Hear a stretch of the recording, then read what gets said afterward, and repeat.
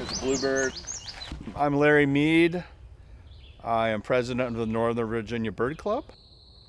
Always been interested in birding, but I've been seriously birding and keeping track since 2002.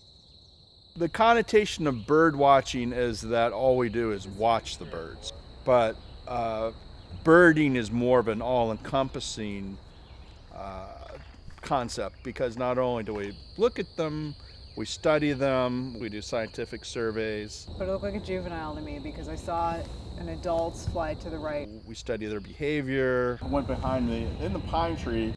We traveled to see them. Oh, yeah. We are at Huntley Meadows Park.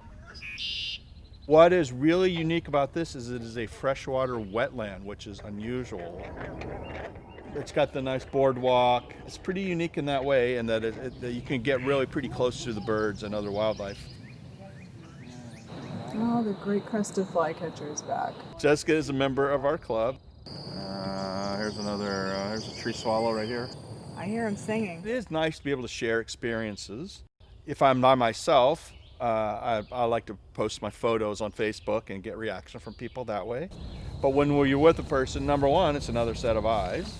Like she spotted some cedar waxwings I probably wouldn't have seen. And I spotted some stuff she probably wouldn't have seen. So you've got more chance to see the birds.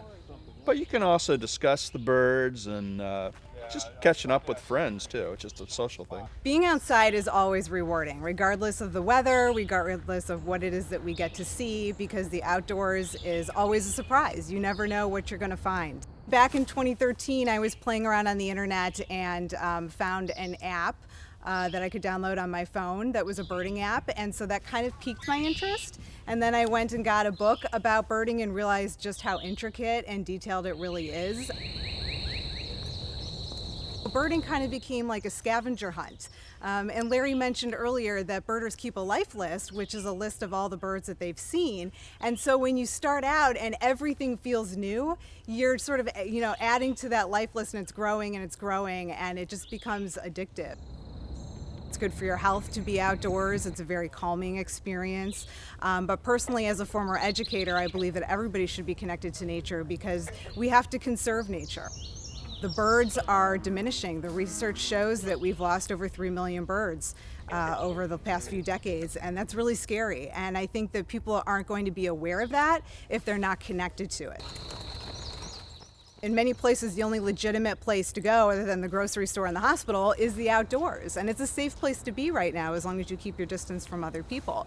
And so people are going outside in ways that they never have before, and they're noticing things that they hadn't noticed before. And they're making that connection, and they're finding that bird watching, or birding, as we like to call it, is very relaxing.